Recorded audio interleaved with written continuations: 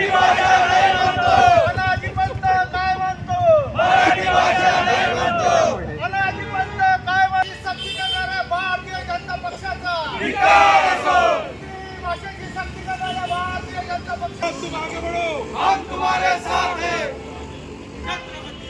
शिवाजी भवानी जय शिवाजी, हिंदी भाषा सक्ती करणाऱ्या सरकारचा वरती पाय, भाषा सक्ती करणाऱ्या सरकारचं करायचं काम. महाराष्ट्र राज्यामध्ये हिंदी त्रैभाषिक भाषा म्हणून स्वीकारण्याच्या संदर्भामध्ये खूप मोठं राजकारण त्या ठिकाणी सुरू आहे. सत्ताधारी पक्षाचे मुख्यमंत्री यांनी तत्कालीन मुख्यमंत्री उद्धव साहेबांवर एक आरोप केला की उद्धव साहेबांनी हा अहवाल स्वीकारला.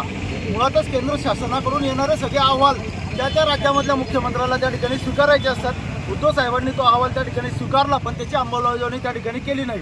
केंद्र शासनाचं लांगुलचालन करण्याकरता सध्याचे मुख्यमंत्री आदरणीय अनाजी पंत उर्फ देवेंद्र भाऊ फडणवीस यांनी तो अहवाल तात्काळ त्या ठिकाणी स्वीकारला आणि त्रैभाषिक सूत्र म्हणून या ठिकाणी हिंदीच्या अंमलबजावणीचं परिपत्रक पहिल्यांदा काढलं. त्या परिपत्रकाचा सगळ्या पालकांनी आणि शाळांनी विरोध केल्यानंतर त्या परिपत्रकामध्ये दुरुस्ती करून अनिवार्य हा शब्द त्या ठिकाणाहून काढून टाकण्यात आला.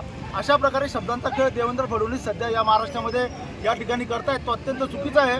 मुळातच शैक्षणिक धोरण ठरवत असताना इंग्रजी भाषेच्या ज्या ज्या शाळा आहेत त्या शाळांमध्ये मराठी ही दुसरी भाषा म्हणून त्या ठिकाणी कंपल्सरी करण्याचं धोरण त्यावेळेला देखील उद्धव साहेबांनी त्या ठिकाणी जाहीर केलेलं होतं आणि त्याच धोरणावरती खरं आज महाराष्ट्र राज्य शासनाने या ठिकाणी काम करायला हवं.